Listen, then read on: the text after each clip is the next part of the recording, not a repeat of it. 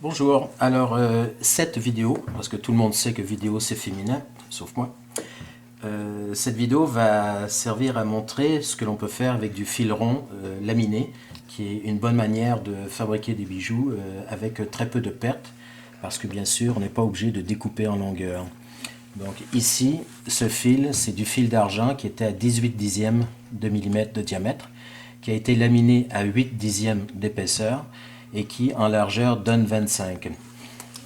Je vous recommande à chaque fois que vous faites des exercices de ce genre de bien noter dans un cahier le diamètre du fil, l'épaisseur à laquelle il est laminé, ce petit symbole de cercle et une flèche, c'est le symbole que j'ai développé qui me dit laminé à, c'est plus rapide que d'écrire, et ici ces deux petites flèches m'indiquent la hauteur du fil.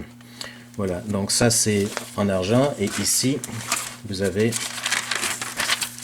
une grande série de notes que je suis en train de prendre, donc 17, 16, 15, 14, laminé à 7,5 donne 18,5, à 6,5, 19, etc. Et la largeur finale augmente lorsque l'épaisseur diminue, mais elle augmente plutôt lentement. Donc toutes ces notes, je les prends petit à petit. Un jour sur mon site, j'écrirai tout ça, ce sera des chiffres intéressants à consulter. Voilà. Une fois que le fil a été laminé, il ne sort pas nécessairement parfaitement droit du laminoir. Donc une chose à ne pas hésiter, c'est de mettre sur un tas en acier et au marteau de redresser le fil de manière à ce qu'il devienne absolument plat. Donc bien sûr, ce sont des coups de marteau qui touchent le métal mais ne le déforment pas. Enfin, ne l'écrase pas surtout. Parce que le but c'est de mettre à plat le plus parfait possible. Voilà, donc ça c'est une partie de la démonstration. Et ici, il y a un petit bout qu'on peut éventuellement enlever à la pince. Voilà. Donc l'objectif ça va être de créer des volutes suivant un dessin qui aura été préparé, c'est préférable. Donc pour cette vidéo on va faire cette petite volute ici. Alors pour tenir le métal facilement, il est intéressant de se fabriquer une pince ou de l'acheter, mais c'est plus facile de la faire soi-même. Donc on achète une pince la moins chère possible, plate, toute simple, et voici exactement la même pince qui a été diminuée en largeur jusqu'à pointu dans le bout, et dont une moitié seulement a été limée en cône. Voilà, donc ce sont les deux mêmes pinces. Celle-ci, je l'ai modifiée. Celle-là sera modifiée peut-être un jour. Voilà. Donc, il suffit de prendre le fil comme ceci et de s'appuyer sur la partie courbe et de pousser sur le métal et se servir du métal comme d'un levier. Là, comme ceci. Et puis vérifier petit à petit si la courbe commence à bien se présenter. Donc ici le début ça va, donc il faut continuer.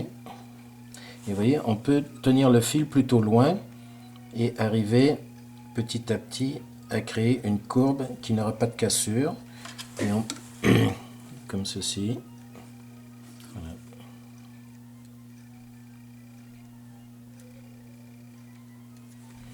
Donc on observe bien, et si on voit qu'il y a des cassures, on reprend. Voilà. Et puis à partir du dessin, eh bien, on va voir petit à petit où est-ce que se situe. Vous voyez, la courbe, elle est, je vais vous dire, j'ai l'impression que j'ai de la chance, parce que c'est pratiquement parfait. Il y a encore un petit peu à modifier ici dans cette zone.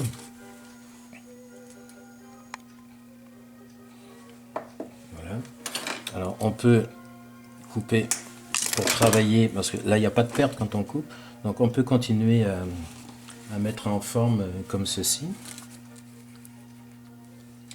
Alors une petite particularité, le fil qui est laminé, lorsqu'il est laminé, le dos est très légèrement courbé en creux, donc il faut prendre une lime.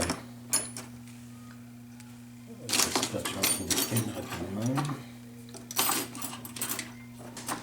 Voilà, donc on prend une lime et tout de suite on relime parfaitement à plat le dos de ce fil. Alors pourquoi? Parce que cette partie-là qui est extérieure, si elle est plate, elle sera très facile à polir.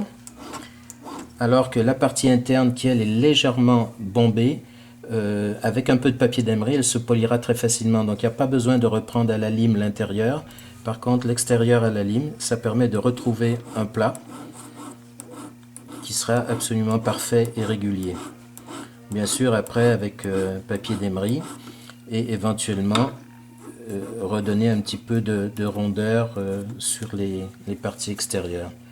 Donc voilà, donc c'est une manière de faire des volutes qui peuvent servir à faire toutes sortes de bijoux, y compris en Afrique, beaucoup de bijoux, des filigranes sont faits avec des formes qui sont traitées comme ça avec une pince et mises en forme.